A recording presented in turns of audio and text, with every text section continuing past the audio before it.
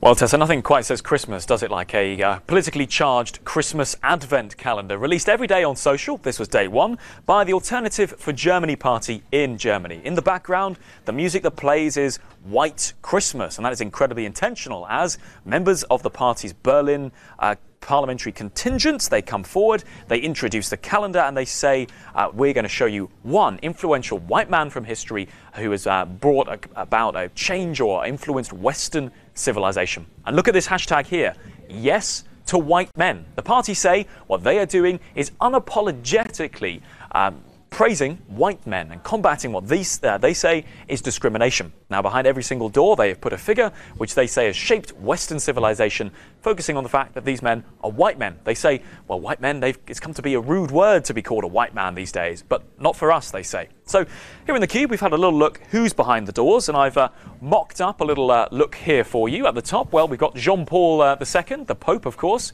He's in the calendar. Bertolt Brecht, the German theatrical pioneer, smashing the fourth wall in our Advent calendar. Then we got Otto von Bismarck, of course, the first Chancellor of the German unified Germany, latter half of the 19th century. Albert Einstein, everyone recognises Mr. Einstein. Steve Jobs there. And just at the bottom, Martin Luther, the Protestant reformer, also makes it into the calendar. A white Christmas, that's what they wish you every single day. Now you can see why this is contentious. And it is fair to say the party knew exactly what they were doing when they were launching this. People using that hashtag against them to point out many of the worst people in history have been white men, using this yes to white men. Other groups, let me just show you this one, for example, using it to say, encouraging their users to effectively weaponize the hashtag and say, post a picture of a snowman. That's the kind of white man, you should be posting here, responding to this campaign from the AfD. Others, though, pointing out that Steve Jobs, for example, had Syrian heritage. The AfD had something very strong to say about that. They say, well, if our opponents resort to racist stereotypes suggesting that Mr. Jobs isn't a real white man, our job is done. This is about a conversation, they say, about tackling discrimination against white men, accusing their opponents of being racist. You can see how twisted this gets.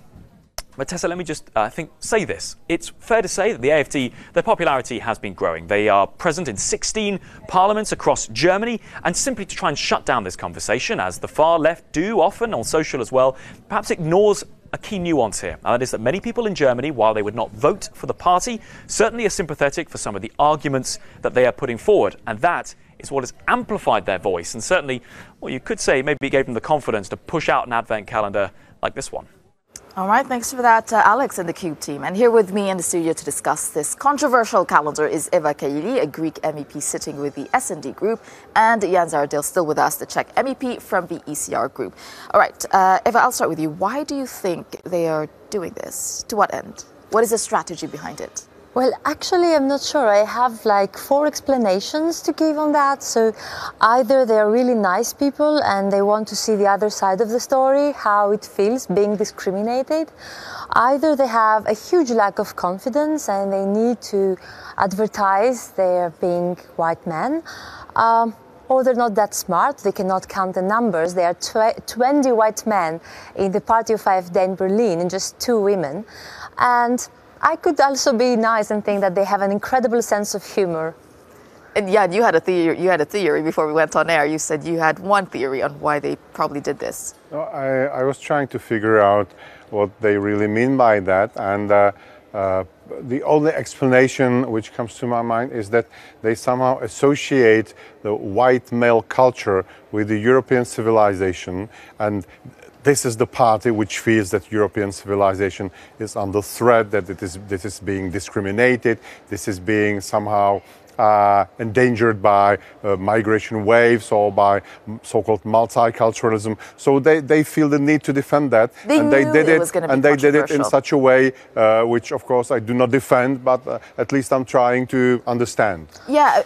Actually, I think they manipulate the fear in a very interesting way, because if that would be the 5th explanation, then actually people would feel afraid that maybe they are being discriminated. So do you think that politically, I was thinking about whether they targeting a specific voter group by putting this out into the sensitivities of a certain group of people? Well, I think so. Maybe white men. So Do you think they're doing that as a strategy? and it seems it's working actually, which is very interesting. Is that a real voter blocker? Definitely, they did it on purpose. This Sure. is not just a coincidence. And there are some social groups, age groups, not only in Germany, but in other countries as well, that feel so-called European civilization, or what they understand as a European civilization, to be under pressure from the outside world, to be under threat, to be even somehow discriminated. And does this translate into votes then? Because that's the goal of the AfD. And this is probably the core of their voters as well. So they somehow felt that while, releasing such advent calendar, they might, in pre-Christmas time, and to make this white equality, they can somehow target their own voters, or at least potential voters. And the fact that we're talking about has that already achieved their goal? I mean, as attention as a goal.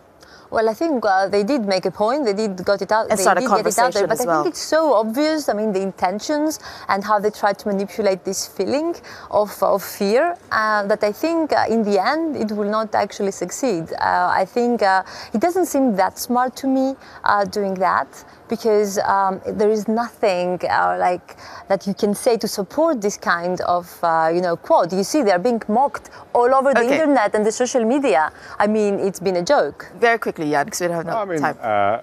Maybe also one of the reasons was to provoke some counter-reaction from liberal media or liberal circles. Right. So more they will be crying out, the more they will say, okay, we are right. We've made Look the at point. those guys. Yeah. All right. Well, that's interesting to see why they did that.